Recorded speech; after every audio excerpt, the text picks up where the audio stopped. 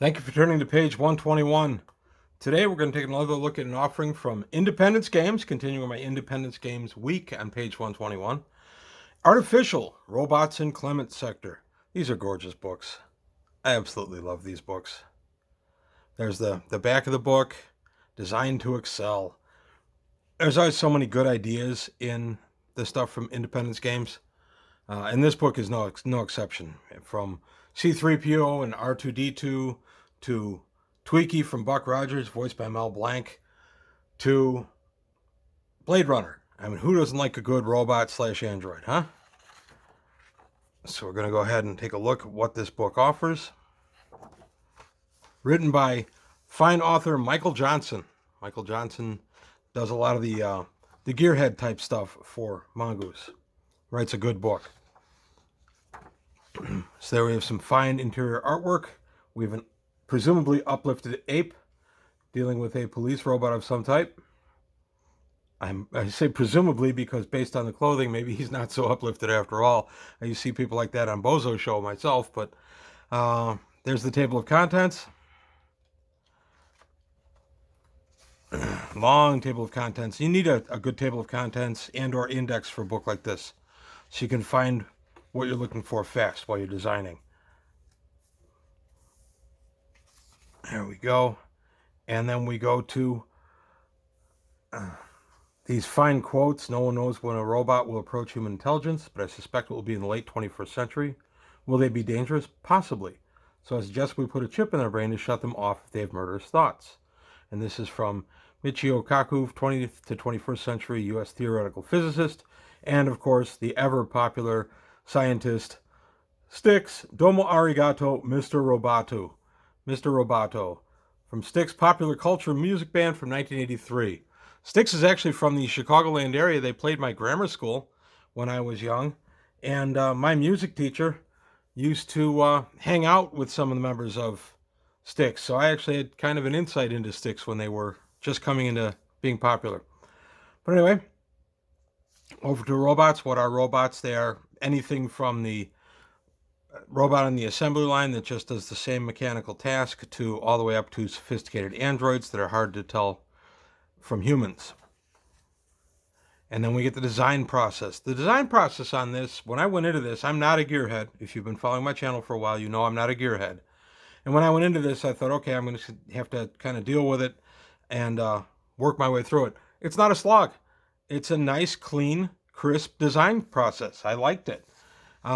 If you're not a gearhead, like I am not, this is still a really good design process for making any kind of android, robot, whatever you want to make. And then we start out with the chassis, the framework. You know, how are we going to make is it frameworks, angular, rounded, spherical, disc, contoured, anthropomorphic? Or is it a BioSynth? The BioSynth is the ultimate robot chassis. It's available in Clement Sector. The chassis replicates the human body almost fully externally and in part internally. The BioSynth can sweat and be short of breath and all kinds of stuff. It can process organic foods and fluids via its organic processor. These provide an artificial power point per consumption per 4,000 kilojoules consumed. Waste is processed and purified as necessary. Fluids are purified and are then used to simulate sweat as determined by the robot's synaptic core. So that's kind of neat. I like the idea that you can have a fully working android that's hard to tell from a human. And then we get a nice table for all the robot chassis weights, chassis breakdown, the weight, the frame, the internal space, and that's what all this is based on, is how big is the robot, how much internal space does it have. And here are some options for the chassis. You have additional armor, advanced frame, aerodynamic. Make the appearance. Do you want the appearance to be beautiful, attractive, handsome, average, ugly, or hideous? Maybe you're making some kind of killer clown robot to surprise your friends and startle that person you know that has that heart condition. Faux Skin, providing contoured or anthropomorphic with a soft and realistic looking covering. Faux Skin can be customized to replicate any type of creature's skin. So you have that beloved animal that has passed away. You go ahead and you have it recreated and use Faux Skin, and there you've got your beloved pet back. Some nice artwork again. I love the looks of these books. I love the layouts. Uh, Almost never see typos in here. It's really nice. Improved protection for the chassis. Hardened systems, sealed systems, radiation shielding, reinforcement. Hardened system, of course, protects you against electromagnetic pulse. You don't want your Android shut down real quick by an EMP. Your power supplies are given: a fuel cell, fusion reactor, batteries, power saving modes. So you want it to go into hibernation to save power. You don't have a ready power source, but you're going to need the robot later. You put it into hibernation. And then charts for the fuel cells, external power ports. Power interface allows the robot to use its power plant to power an external component, power the robot itself, or both. So if you desperately need that electric razor to work and you don't have an outlet handy, you just plug it into your handy robot and boom, you're all set. And then there's a charge port also to recharge your robot or Android.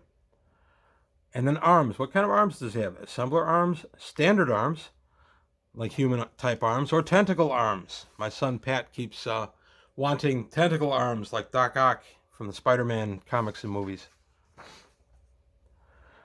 Arm options. Are they branching? Do they split out like General Grievous? Do increase the characteristic of strength or dexterity through the arms? Are they decreased? Are they clumsier or not as strong? And then hydraulic actuators.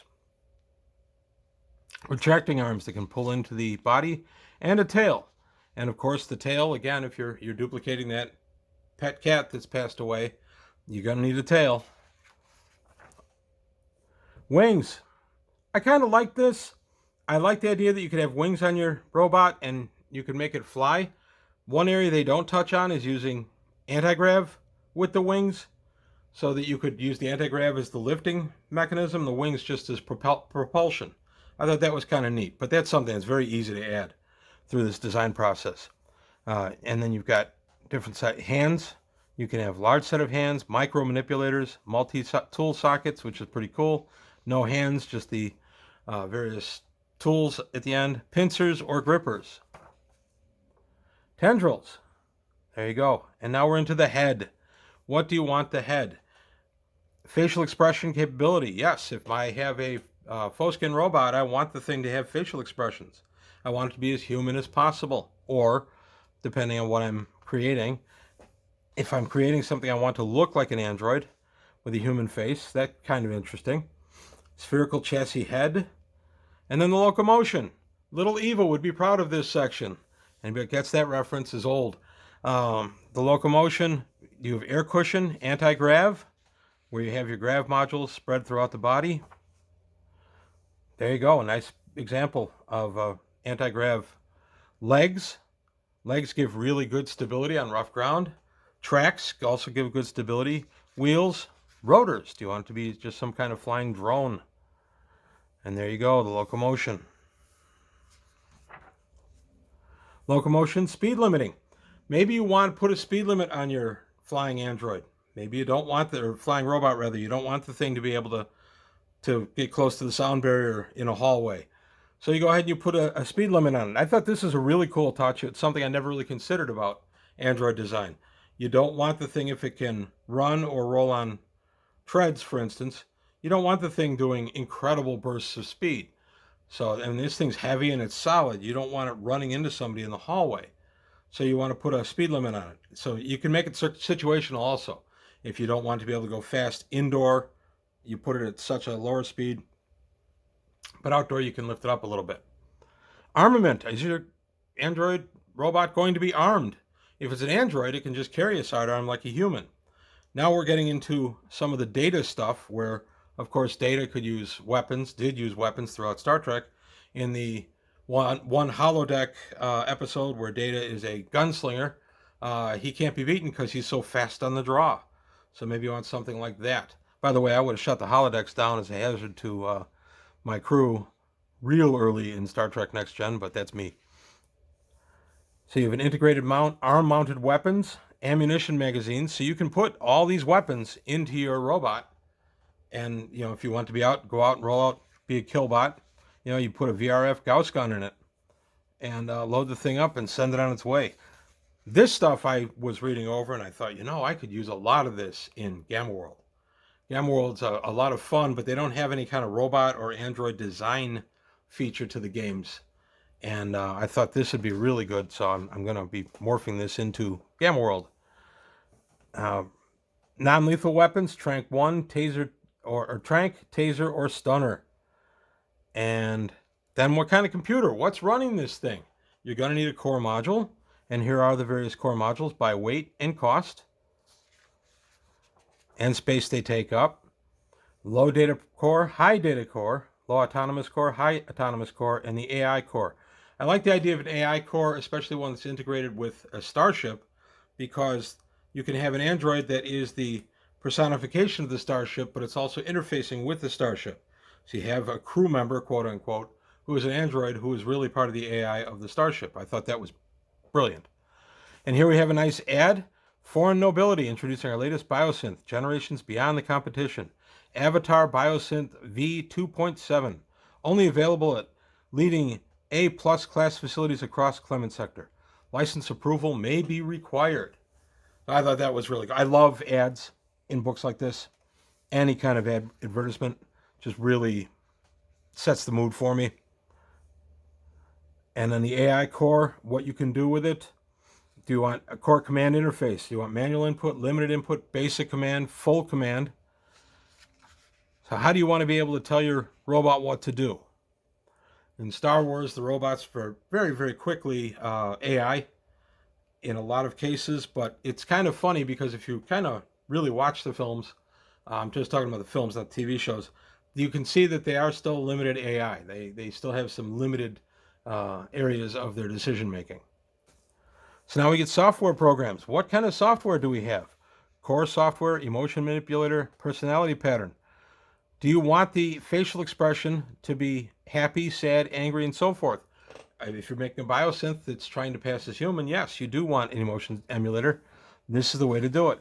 The personality pattern. How do you want it to be? Do you want it to be grumpy, dull with a matter-of-fact attitude, or friendly and engaging? Frankly, if I'm putting this much money into something, I have enough grumpy people that enter into my orbit throughout my day. I would be just as happy to have friendly engaging. And the required task software, and then task framework software. And here we got all the task software list.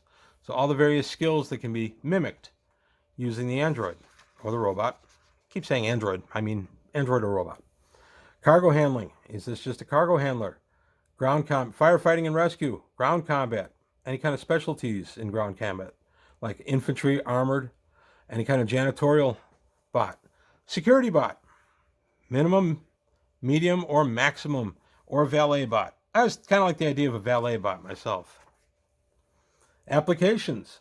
What do you want this guy to be able to do? These are little apps that you can swap in and out to have the robot or android perform these tasks as you need. So if you are short, for instance, on some staff aboard your ship and you've got some guests aboard and your steward is overwhelmed, you could just take your robot or biosynth and slap in the cocktail shaker, and it's the penultimate list of every cocktail recipe known to humanity.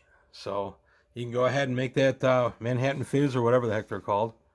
I just thought this was pretty cool. So continuing on, now we have specific types. This would be for applications, would be for like any kind of domestic type thing. You have actions, so you could be a bot racer. You can allow the bot robot to attempt an impressive or dangerous maneuver. A wrencher allows the robot to tighten or loosen an item to a required pressure amount. Sensors, communications, and electronics. Your robot's got to be able to talk to you, and it has to be able to see what's going on around it to interact with its environment. You better put in some good sensors, communications, and electronics. How much do you want the robot to have? Do you want standard? Do you want it to be advanced, which I would go for, which gives infrared vision, ultraviolet vision, and night vision? Zoom, capable magnifying whatever the optic is looking at, or micro. Similar lets you go even deeper. Take a good look at what's going on with that minor crack. Encompassing. Encompassing sensors provide the robot with a full 360-degree vision, especially important on any type of military bot. Audio. You want standard audio, provide the robot with a human equivalent sound reception. Like humans, it is best that audio receptors are paired to provide suitable spatial perception. In other words, you want two sets of ears so they can pick up the stuff the same way we do. If you're going for a human-like robot, you want to keep, or android, you want to keep it as human as you can. Advanced. An advanced sensor package allows infrasonic, ultrasonic, and noise filtering. Ultra fine for picking up faintest sounds. And then the sound burst shield. This would be to protect it against damage by a loud blast. Olfactory. Yes. How does my robot smell? Awful. Olfactory, definitely. You want to have your android be able to smell your robot. Touch sensors, very important, especially depending on what you're planning on, how you're planning on interacting with that BioSynth. Taste, why not? It'd be a good way to do a taste test too. If you're worried that somebody's been slipping something nasty into your food, you can have the robot or android taste it, and then they can analyze it. And then do the advanced taste sensors provide the robot with far more sensitive sensors, enabling identification of all components that make up the item being tasted. For instance, a meal can be analyzed and all the ingredients, no matter how small, can be determined. Identification tasks gain a die modifier of +2. And then you can install some other sensors to make the robot even more useful. A bioscanner, a densitometer, electromagnetic detector, and neural activity sensors. These are really useful for finding out if somebody's hiding in that darkened room. Radar. Now, radar and sonar do emit a little electronic pulses, so that can make the android or robot easier to find. So you want to be careful with that. But radar uses radio waves, sonar uses sound waves. Communications. Various communication components are installed for the robot. A personal comm, yes, definitely. A keyboard. Do you want to have a QWERTY keyboard on your robot? This is your chance. You could even put it, small of his back and type in your stuff there. A holoprojector allows the robot to virtually replay recordings. This would be incredibly useful for any kind of recall of, hey, you said this in the deal, you said that in the deal. It's a good way to slip in somebody who can record everything. Laser communications. He can communicate without the aid of an external network. A microwave link, radio communications, a speaker. A speaker allows the robot to project sounds such as the human voice. However, the voice will sound very artificial compared to a vocoder. A vocoder, used by robots to create and express human languages or other creature sounds. The vocoder provides a perfect mimic of human speech and sounds in all its forms, including singing. BioSynth vocoders are simply smaller and more refined than with greater vocal range. And then a wireless link. And there's the table of all the stuff you can add there. Other electronics, you could add a data port, ECM, electronic countermeasures, and advanced ECM, holographic recorder, video display recorder, and projector. Again, you need proof of something that happened. There you go. Storage space, just places to physically store some stuff. Be a good way to stash a weapon. Other components, auto repair, very important. I would not neglect on the auto repair. Bioorganic processor, these artificial digestive systems provide an additional power point of food. Breathing emulator, I want my BioSynth especially to mimic breathing. It even extends to a canine panting if the robot is a dog. Sample compartment where they can test, analyze things. A scent generator, it can create different scents and includes pheromones, which is pretty neat. Sexual organs, yes, that's something you can also have built in. A smoke discharger and a spotlight. And here's all the table for all the stuff you can add there. Another nice picture there. Tool packages.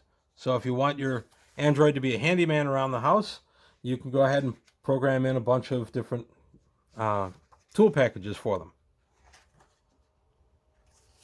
There we go. Miscellaneous equipment. Assembly.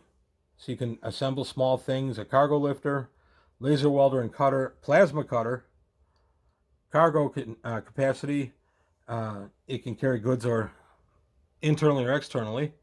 And then calculating derived characteristics. This would be if you did make that android or robot that is mimicking human stuff in a way. These are rules within the game to go ahead and derive its dexterity, its intelligence, its education, and charisma. I think that's pretty cool. And its strength also. Strength is chassis-based strength plus arm strength modifiers. So you can sit down and calculate all that stuff. So you can actually have a full character sheet written out for this thing. Improved derived education. You can make it smarter. Hit point determination, because yes, that can be important. We get in a lot of combat in games like this. Maintenance of robots. How often do you have to maintain it? What's its lifespan? I love it. At tech level 13, you got a 220-year lifespan. And then 1.1 for BioSynth, so even a little bit more than that. Purchasing a robot. It depends on where you are and who you're dealing with as to how you can purchase it, if you have to have a license, if it has any sentient rights. And now we get to a great thing here, attitudes to robots in Clement sector, and it breaks it down by each area. So in hub sector, Totaro, Japanese colony, Totaro shows dislike of any form of AI due to the Bangkok incident of the early 2100s, when an AI decided it would be best to end a war by wiping out a bunch of people. In Kingston, the central cultural and religious belief system of Kingston greatly promotes the use of cyberware, although the central cultural and religious belief system of Kingston greatly promotes the use of cyberware, all but the most basic robots are greatly disliked. AI core robots are singled out as being abominations. So just all these different ways that you can have like a real broad stroke as to how they feel about the robot or android and what you can do with it. Now we have a fine section on robots as player characters. This can be problematic. You've got to be ready, and it's not just the player playing the robot that you have to worry about. It's the other players. The robot, depending on how it's built, can outshine the other players in many, many areas. And you can find yourself having a game where the robot's doing everything and everybody else is just watching. So I've had it in other 2.6 space games where I've allowed players to play androids, or just be careful. You can run into some trouble, but I do like it. I do recommend it. You need a mature role player to do it, and you need a DM who's going to be able to kind of sit on things. And then we have a nice robot. She's designed right there and fully broken out as to what she can do. She's a medic. It works for the Hub Federation Navy, and it gets along great with her crewmates. They all love her. And now we have organizations. I love these. These are like the cryptic alliances from Gamma World. I love how these different organizations deal with things like this. So, for instance, we have the Foreign Nobility Computers, the Sanctity of Belief. This anti-robot and AI group operates within the Hub and Sequoia sectors, known to have Caxtonus roots, with a strong evidence indicating it's funded by Kingston-based backers. They are very anti-robot. The Asimov group, there you go. A little nod to Isaac Asimov. Pure humanity, wants to destroy robots and keep the human lines pure. And then we have some nice design examples. RB2 ship maintenance robot. There you go. A cleaning robot. And we even have how much these would cost. I like that too. And then the Clifford model service robot. If you want to have your gentleman's robot, there it is. And then model service robot. These are the different versions of this model.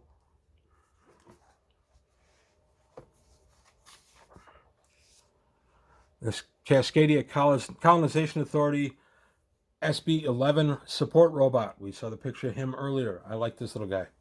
And he's decent hit points, 11 and 23. 11 is basically his superficial wounds. 23 is when you're getting into the body. The Avatar BioSynth Type 2. Again, I love that we get good examples here, complete with costs. Here's his derived stats. Just very nice. The KAY9 K9 Security and Guard robot. Very much looking like a robot. I like that. And then, of course, a warbot. The Malangi robot SW11. And then a cargo hauler, tech level 10 cargo hauler. Very nice artwork there. Additional weapons. These are weapons that are brought up in the design process, and they're brought out here for your use. And there we go, the final weapon. And then the legalese, and we're out of the book. This is a really, really nice addition to a library. Very in-depth, yet simple robot creation rules. You're not going to get buried in a ton of math. You're going to be able to figure it out pretty easily, and it's really straightforward, and it's not just for use with the Independence game systems. This will morph nicely into other systems. As I said, I'm already thinking of using some of it for Gamma World. So there you have it. Job well done, Independence Games. I really enjoyed this one. My wife got a little tired about me talking about this one because I was pretty excited as I read it. So Artificial, Robots in the Clement Sector. I completely recommend it. Again, I want to thank the folks at Independence Games for sending this my way. And let me know what you think. If you've used robots in your campaign, well, any 2-6 space game is going to, but in what way have you let player characters be robots? Is it good? Is it bad? So let me know what you think. Also, please take a look at the Patreon, see if you can help me out there. Like and subscribe if you enjoyed the video. Tell your friends, still growing the channel. And I'll see you next time on page 121.